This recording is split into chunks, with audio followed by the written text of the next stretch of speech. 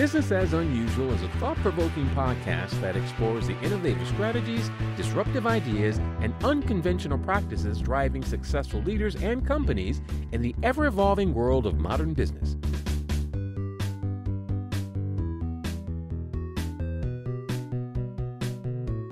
Subscribe, comment, and share for weekly inspiration with our host, Ishe. Welcome to Business as Unusual. I am Ishe, and I'm here today with Nate Ishe Lappegaard of Kite and Dart. Hello, Nate. Hello. How are you, Ishe? I'm good. And so you were talking about this before we started recording. I was going to ask what's the last thing you did for fun, but maybe I'll ask, what are you about to do for fun? I have a very nerdy hobby. It's basically LARPing with BB guns called airsoft. So I'm going to Texas this weekend and meeting up with a bunch of people, and we're going to dress up like army people and shoot each other with BB guns and throw grenades at each other all weekend. What got you into that? You're such a nonviolent person. So I was like, what created that interest for you? I'm a leftist, and I have some opinions about that stuff, but that's not what really happened. I think that Karl Marx said that under no pretext should the proletariat surrender their firearms. So in terms of the whole gun thing, that's where I'm at, which is pretty controversial around my peer group on the left. But what happened was I had some adopted kids or some foster kids that were staying with us from Honduras, and they wanted dart guns. And I started looking up, because you know how that goes, right, with kids. So I knew they were going to come after me with whatever I got them. So I had to make sure I had something better to shoot them with. And so I started looking up this sport called airsoft. But airsoft guns, turns out, we don't want to shoot the kids with those because they hurt. But I was remodeling a bathroom in my house, and it took me like a week. And so I just did this like super massive deep dive into airsoft podcasts. And by the time I got finished, I was totally in. So that's how it started. And then I just started playing. And then I helped start a group called the Colorado Backcountry Airsoft Club. And we go out and play on BLM land. And so what we're discovering, of course, is that there's transformation in everything. And so for a lot of men like me who have trauma and abuse and PTSD in our backgrounds, conflict is an extremely difficult thing for us. It never goes really well. And I had this guy named Rome, who's now one of my best friends, came up after playing airsoft for a week. And this guy had just a very traumatic background, special forces background, incarceration, man of color.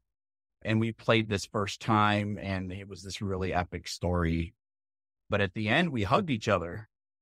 And so what I'm noticing is, as men in this space, and women for that matter, we get to go out with our friends, have consensual conflict, and we're hurting each other and then at the end, we hug and appreciate each other. So and Rome and I have talked about this a bunch, but what it's doing is rewriting the way that our brains deal with conflict, that it doesn't always end up bad. I learned that from him. And so it's been a really amazing experience, actually. And it's super nerdy. Yeah. And I'll probably get 38,000 steps in or something crazy like that. Gotcha. That's great. Yeah. Exercise and connection, being outdoors. I could see a lot of positives to that. When you're not out in the country with your friends playing and solving the traumas of the fear of conflict, you do this business called Kite and Dart. Can you introduce a little bit about that? Oh, Kite and Dart. Yeah, we're a consultancy.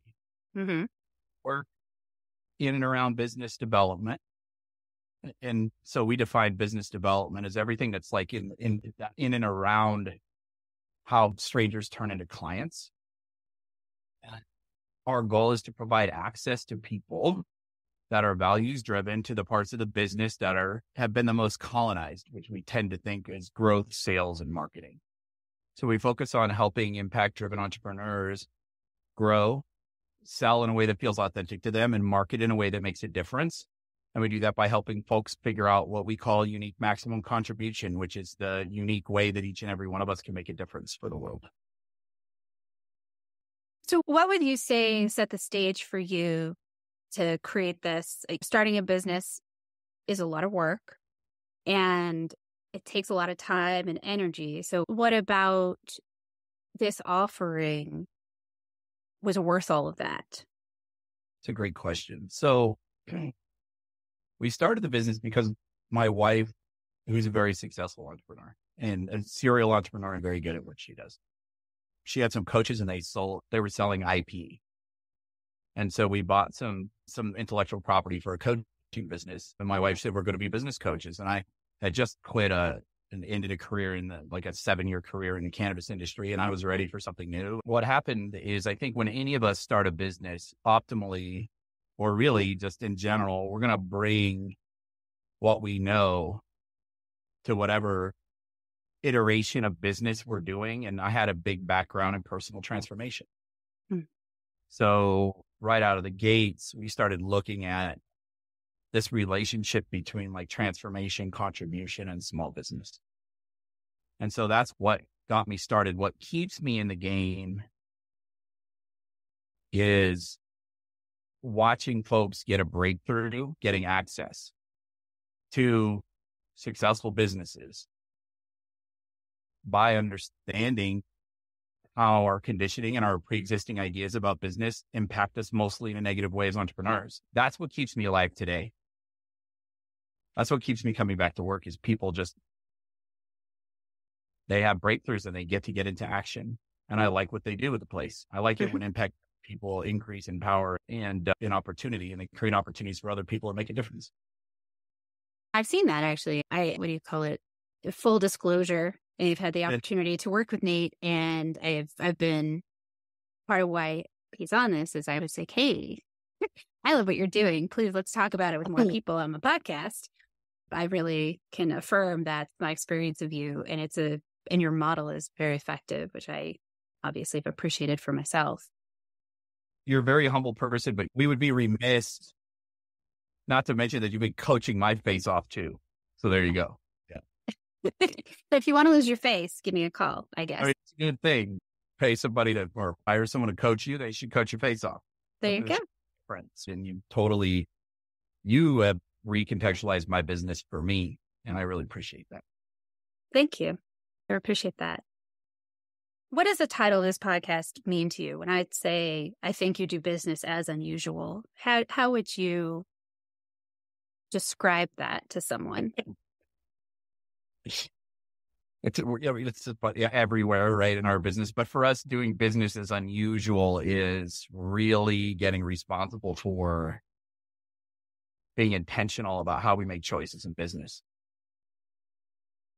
Understanding that we have been conditioned to think a certain way about the country and entrepreneurship and sales and marketing and growth and contribution. The narrative through all of it has been hijacked by this kind of patriarchal white supremacist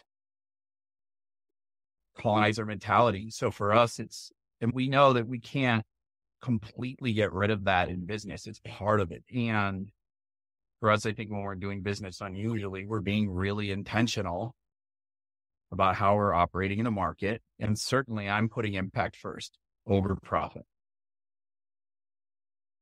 That's a good way to put it, putting impact first. I mean, in some ways, it's a harm reduction model because we're stuck in the system. And at the same time, there are ways to mitigate or work to change things with other committed humans. And I feel like that's an important distinction. So thank you for sharing that. So you talked about getting people through breakthroughs in that the way that sort of excites you, it is part of what motivates you.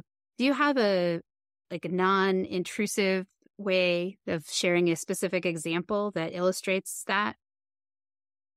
So I don't want you to accidentally reveal something about someone that is. No, I was on a call with a woman of color yesterday. She's in the coaching intellectual property, this kind of coaching consulting space. And she got really honest with me on the call. She acknowledged me for the way I listened, and she acknowledged me for that. And then she started crying. And I said, did I go too far? And she said, no, I just feel seen.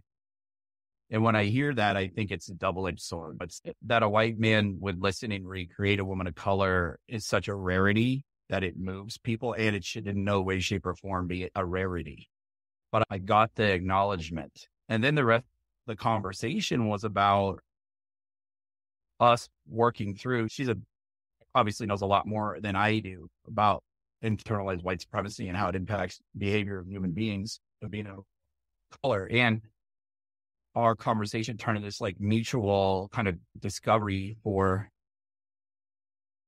how we blame ourselves and how imposter syndrome is completely related to internal white supremacy. That's what it is. And so to be able to have somebody on a call switch from not completely, right, but see why they do things in a certain way that maybe could be perceived as suboptimal isn't because they are lacking anything. It's just because a lot of times people's reluctance in business is discernment. And that's where we got to get to yesterday. And that was an hour, and that's not a client. I could take those calls all day long.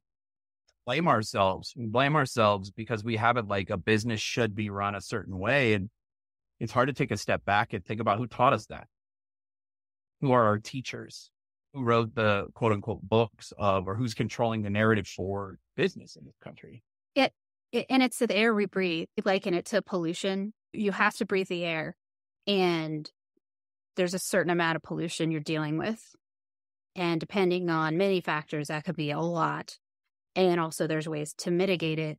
However, yeah, that's what we're dealing with right now is our air quality isn't super great. No. And we've been indoctrinated. Americans, we love mythology. And there's a lot of mythology around entrepreneurship. And when we start to really look at myth and the way that we are taught about our country and this culture, particularly as white folks, right? Mm-hmm. The George Washington chopped down the cherry tree and had wooden teeth. No, it's slave teeth from slaves in his mouth. We start to break the mythology down. It makes sense that we've just been conditioned to believe that somehow capitalism, like the most brutal form of economic system that's available, encourages competition. And we've been taught that this is like the land of opportunity. And look, in a lot of ways it is, but the market's not. Anybody's been around for any bit of time knows the market is not welcoming us with open arms. For you, congratulations, but that's not the majority of the entrepreneurial experience. The majority of the entrepreneurial experience is like trying to figure out how to make enough money to stay in business until things get better. Like what you said to start too, is just that awareness that we start with a set of ideas and assumptions that is based on, and I think we are frequently aware that we have them. It's like in relationships, you copy your parents and you're like, I'm not going to do that. But then suddenly you're married and you hear yourself say something. For me, I did it more with my kids. And you're like, what is that? I said I wasn't doing that. Now I hear myself talking like my mom. Yeah, totally. It's nothing wrong. It's just how our brains operate. I was on a really cool Zoom with a cognitive neuroscientist from Australia, who also has a similar history about recovery from trauma and substance abuse and all this stuff. And we were talking about what it is to decolonize the myth of self-actualization. Just have it like we're supposed to or can be completely in control of all of our thoughts. And we're not. There's a big animal brain in there that's designed for survival. And I think what happens is when we enter into business with an expectation of ourselves, that we are going to kick butt at this thing we've never done before, that all of us enter into entrepreneurship. And then the negative self-talk starts. And that's not the context to come from. It's cool though, because when I introduce these ideas to a particular type of person, it doesn't take very long for people to be like, oh yeah, it's just because they're powerful ideas. I think what happens too is we compartmentalize. I think so much of us, especially after COVID, are taking a look at mental health and taking a look at environments that are friendly to mental health. And it's a short step to take that and apply that to entrepreneurial behavior. We just tend to compartmentalize. And I think it's because of a lot of this myth of American exceptionalism and land of opportunity and melting pot and a lot of these tropes that we're taught that are not actually true. Now, the exceptionalism thing is such a trap too, because that the feeling of being, and we all are in some ways exceptional. Everybody has some area which they have some conglomeration of skills and talents and experiences that creates something beyond what anyone else would even be able to do. And I feel like I've consistently seen that throughout my life with anyone I've taken any time with. So in that Right. way, everybody is exceptional. Mm. And nobody's quite as exceptional as like this story of exceptionalism is. You're And not all the way everywhere exceptional. yeah, no, and we're not as a culture any better or worse than any culture. Now, listen, there's certainly worse places to live and there's better. And I'm not saying like that I have a son who's a Honduran immigrant who like walked here for opportunity. He really walked here so they wouldn't kill him, but that's a different story. And it's more, there's a lot of, the global majority aren't Americans. Yeah. And No, this we're not. myth of America number one, like the only thing we're number one in is in percentage of our population that we incarcerate. We're not like that good. Trust me, like it's great to have a country that has civil liberties and has a justice system that works. But this idea that we're like this God-given manifestation of the pinnacle of human civilization is just fallacious. It's just not true. We have Yeah. good things and bad things. And Yeah. it's the same as us, same as entrepreneurs. But this idea, though, like you said, this internalized, unachievable goal of perfectionism, which we know is one of the fundamental characteristics of white supremacy culture, is just not realistic, accurate. And it's also very harmful when we apply that expectation to ourselves. It's not fair. So what woke you up to that? I guess I shouldn't, could you know what experience or moment gave you that aha, colonialism, white supremacy Yeah. is really what I have to opt out of? Yeah, I had a coach, a woman of color named Jenny Madrano, who's a coach and who's lovely and brilliant, and everyone should hire her. Jenny Madrano Coaching, but I was doing some pro bono work for a nonprofit that she at the time was working at, and she was in charge of their DEI program, and they were going to go out and sell DEI work, which they did. And I know how to help consultants sell things. That's what I do. And I thought I was coaching her, and she's the first person that introduced me to, help me accountable to my whiteness, my white maleness, my cis male privilege. And so that's really, I owe it all to Jenny and to women like her that have, and some men of color too, that have just been willing to let me pay them to teach me or have been generous enough to offer. But it started with Jenny, her naming the characteristics of the culture that all of us impact-driven entrepreneurs are trying to change. And getting that inside of the context of my own oppressed and my own oppressor identities was a big shift for me. So if anybody's out there that hasn't done any kind of personal DEI work, you can do some DEI work on yourself to understand that we all have oppressed and oppressor identities, and that's nothing we're going to get rid of, and it's uncomfortable. But then again, maybe we should be. Yeah. It can be painful and uncomfortable, and it's also, in the long run, more easily lived with. The benefits definitely outweigh the disadvantages to me. I have my niece who's Black who lives with us and my son who's from Honduras, and it's certainly transformed our relationships.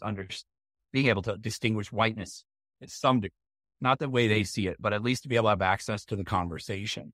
It's like you the elephant in the room or the air we breathe. And so that's been really transformative for me. Yeah. And it's not the easiest way to sell coaching. So speaking of, who do you typically work with or who thrives with your services? So folks that have that work from a position of a lot of accountability, personal accountability.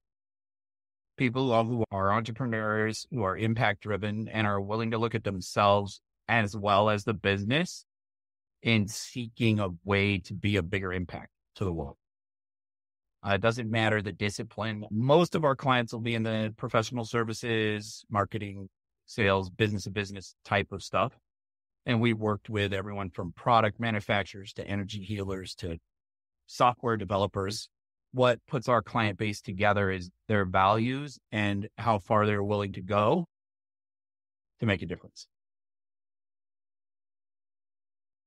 Tell me about advice you've received that has changed the way you think about something you do.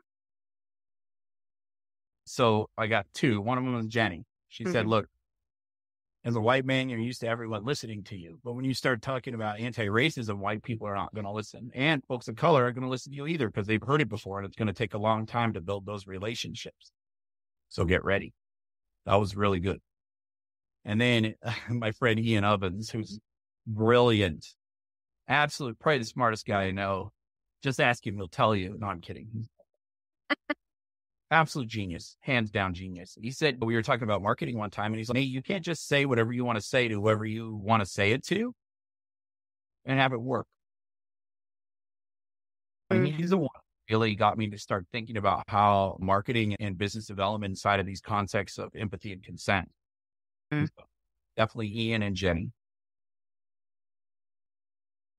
But being an entrepreneur and also being committed to equity and inclusion in the business development process definitely has its challenges. And there's times I think when we get depleted. Can you talk about what you've done to keep yourself inspired or going when you have those moments of, I feel a weight of bricks right in front of me and on top of me? Oh, there's a certain degree of self-care that's part of privilege that's necessary for white people when we're working in and around the space of diversity, equity, and inclusivity, because we don't have the physiology like the neurology to deal with it every day, like folks of color have to. So we get angry, we get tired, we get stressed out, we get depressed. So there's a level that's perfectly normal. And folks of color experience it too, but as white folks, like we just don't have that kind of physiology. We didn't build it. So I think for me, what has worked is to have strong boundaries first and foremost around clients. Like to be very clear in my communication about when I'm working with you and when I'm not, and when I'm available and when I'm not. Mm-hmm. The other thing is I have coach. I work with you. I have another coach, Beth. I have a psychiatrist. I'm on medication. I'm physically active. I eat both kosher and organic whenever I can. And I try to get out from in front of the computer and in the world and do some tangible things. And I've learned that more is not always better when it comes to the number of hours that I work in a week. And it's not like what will keep me in the game is being able to help people. And the rest of it is just something to be endured. And I think this is something that we need to normalize, which is why if we're aware of how systemic inequality, that capitalism really, right, the economic system of the United States is an enforcement mechanism for inequality. That's what it is. It's not like access to opportunities designed to support systemic inequality. And if we operate every day aware of our complicity in that system, it's not going to go very well. And as white people, like we have to stop the toxic positivity. Like we're all supposed to be happy all the time, and we're never supposed to be angry, and we're never supposed to be frustrated, and we're always supposed to be happy. Yeah. So for me, it's also having a realistic expectation of how this thing is going to go. And you started kind of down this road. So what does success look like to you when you are successful, and you already are in many ways? And I'm talking maybe in that larger sense of having really felt like you've arrived, whatever that means. I know it's a false thing because we never really arrive, but what's happening? What's the world look like? What's your work look like? What have you created? I think success for me, just for every entrepreneur, is to have the power and agency to have enough clients, to have the amount of money we need to thrive in life, and to make the amount of difference that we need. Success is that I get to help people and I get paid to do it. What would be nice would be enough money in the bank to be able to not only coach BIPOC-owned businesses at Name Your Price, but also to be able to invest. Me, if I had to look at what real success would be, is that I'm sitting on a fund that I can use to invest in BIPOC-owned businesses, queer-owned businesses. And in addition to being able to coach and provide access, but also to be able to provide money. For me, that would be it. So anyone who's listening that has big, deep pockets, give Nate a call, which leads me to this one. So for those folks who are listening and are very inspired by this and either want to get involved or follow you or talk to you about working together, what's the best way for them to reach you or to take that step?